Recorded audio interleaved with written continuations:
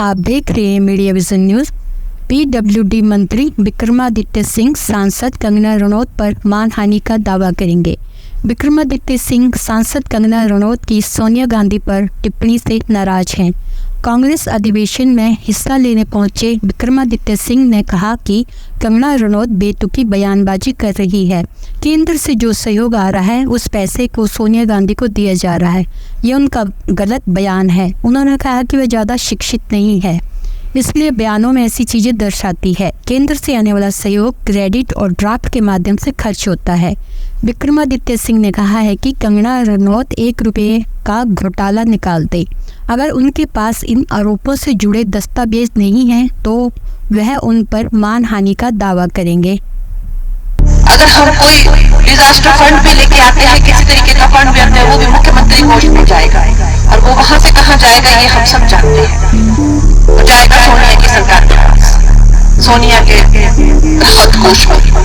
मैं उनको चैलेंज करता हूँ, ओपन चैलेंज दे रहा हूँ, 1 रुपए का वो ऐसा बात बता दे, अदरवाइज उनके ऊपर मानहानि का दावा सोनिया गांधी जी के ऊपर जो उन्होंने लांछन लगाए हैं, बेबुनियाद लांछन लगाए हैं, उसके मद्देनजर हम उनके ऊपर मानहानि का दावा ठोकेंगे। मेरे खिलाफ खड़ा हुआ था राजा का बेटा, उसको देखिए आप कि उसकी करतूतें जो है आज सारे लोग गड्ढों से परेशान, जहां भी मैं जाती हूँ मुझे कहते हैं सड़क बनवा दीजिए, सड़क बनवा दीजिए।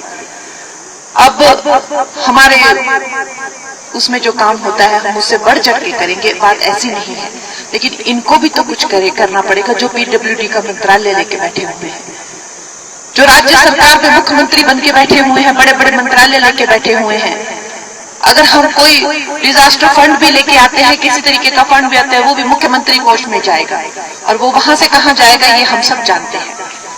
वो जाएगा सोनिया की सरकार के पास, सोनिया के राहत कोष में। तो ये सबको पता है, ये जो भ्रष्टाचार की जो सरकार है, ये जो भी जिन राज्यों में इनकी सरकार है वो बिल्कुल खोखले हो चुके हैं। वो राज्यों को इन लोगों ने लूट लिया है बिल्कुल। और कैसे लड़ रहे हैं ये इलेक्शन, कहां से ये इतना खर्चा कर रहे हैं, ये सब जानते हैं कि हिमाचल से जो लोन लिया गया, जो ऋण लिया गया है, वो गया कहां डायरेक्ट। तो दोस्तों ये बहुत ही चिंताजनक स्थिति है हमारे लिए।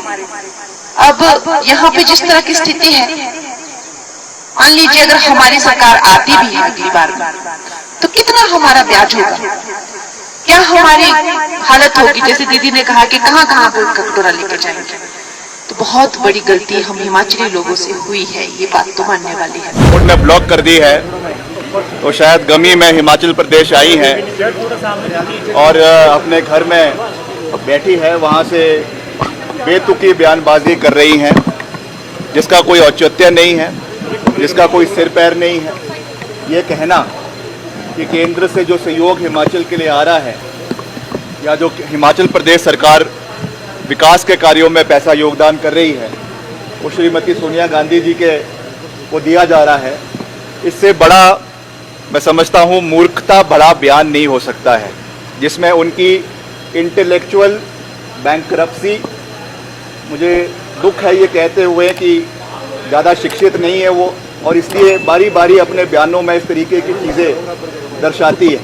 हम सब जानते हैं कि जो केंद्र से जो सहयोग आता है या प्रदेश का सहयोग होता है, वो सारा का सारा जो है LOC के माध्यम से, क्रेडिट के माध्यम से और ड्राफ्ट के माध्यम से, ओवरड्राफ्ट के माध्यम से उसका खर्चा होता है।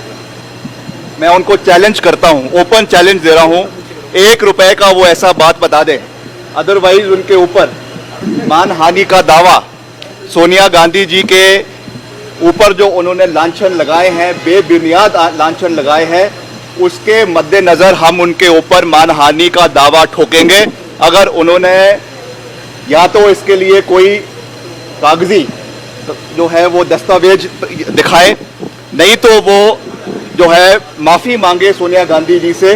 इस तरीके की बयानबाजी जो उन्होंने उनके ऊपर करी है, ये बहुत दुर्भाग्यपूर्ण है और इसका कड़ा संज्ञान भाजपा को भी लेना चाहिए।